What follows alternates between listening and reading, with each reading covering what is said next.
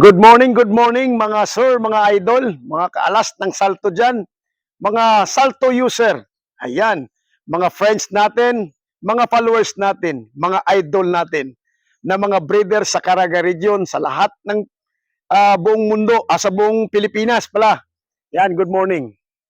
Ayan, nandito po tayo, nag-vlog tayo, dahil mag-update tayo sa tawag nito, sa naguhulog po sa atin, at sa mga incoming buyers natin na this coming June. Yan, papakita ko sa inyo yung ano lang, sa early bird, yung medyo barakong-barako na. Kasi yung iba hindi pa talaga. So yan, tara! So ito po yung sample po natin sa mga early bird natin na mga medyo barakong-barako na. Tumutubo na yung mga buntot. Ayun. Yellow Ligidax over high caliber gray po to. Ayun. Kunin natin yung pure high caliber gray. O ito po yung pure high caliber gray po natin. Ayan. 5 months and 10 days ata. 10 days old sila. Yun. Diba? Sa akin, poging-pogi. Okay? Ganda ng katawan. At talagang seed fowl po ito ha, seed fowl. So, kuha muna tayo yung iba. Ayan, itong hinawak-hawakan ko. Isa cross, Towie cross. Gilmore over Super Brown Red.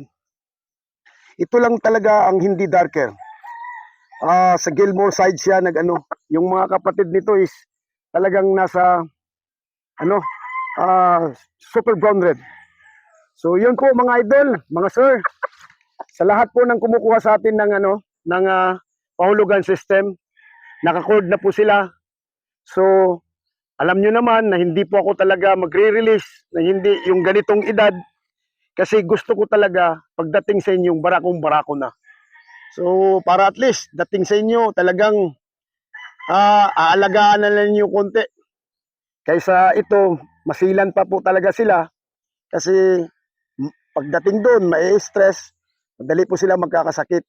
Mas maganda, talagang almost 8 months or 8 months na po sila, i-release natin. So, sa mga sa mga tawag nito, sa mga idol natin na nagpapa-reserve na, yung mga walk-in buyer na nililimit ko lang, paunahin natin pagpili po si Mount Antogop. Ayan. Idol Ernest Cabanyes. Ayan. By June, pili na po tayo. Okay? Tirahan nyo na naman ako konti kasi gusto ko rin talagang sasali sa mga exams. God bless, more power.